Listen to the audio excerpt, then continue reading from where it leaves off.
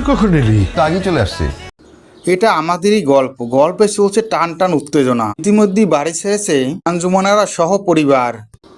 গ্রামের বাড়িতে ক্ষমা চাইতে এসে বাবার হাতে মার খেলো ফাহাদ। এমনই পর্ব সামনে আসতে চলেছে। তাহলে বিস্তারিত জেনে নেওয়া যাক। এটা আমাদেরই গল্পে চলছে টান টান উত্তেজনা। একের পর এক ধামাকাদার পর্ব আসছে। ইতিমধ্যে আমরা দেখতে পেয়েছি আঞ্জুমানার সহ পরিবার বাড়ি ছেড়ে বেরিয়ে আসে। অনেক কষ্ট নিয়ে বাড়ি ছাড়ে তারা।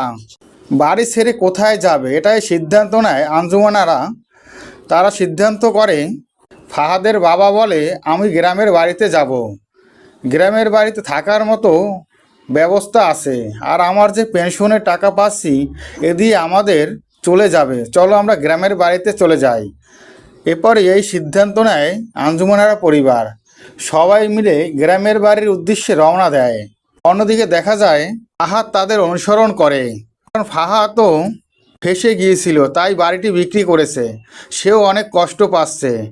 এবার ভাবছে তার বাবা ও মায়ের কাছে ক্ষমা চাবে, তাই তাদের অনুসরণ করতে করতে গ্রামের বাড়িতে চলে আসে। আর সেখানেই ফাহাদ এসে উপস্থিত হয়। ফাহাদ বলে, বাবা আমাকে ক্ষমা করে দাও। ফাহাদকে দেখি সবাই রেগে যায়, খুব ক্ষেপে যায় ফাহাদের উপরে।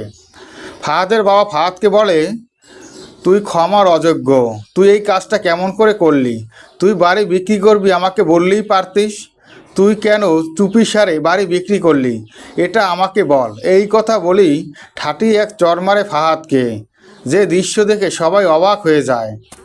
বন্ধুরা, এরপর কি ফাহাদকে আর ক্ষমা করবে আঞ্জুমানেরা? তোমাদের কি মনে হয় কমেন্ট করে অবশ্যই জানাতে পারো। এটা আমাদেরই গল্প সিরিয়ালের প্রত্যেকটি আপডেট গ্রুপে আমার চ্যানেলটি সাবস্ক্রাইব করে বেল আইকন অন করে রেখো। ধন্যবাদ।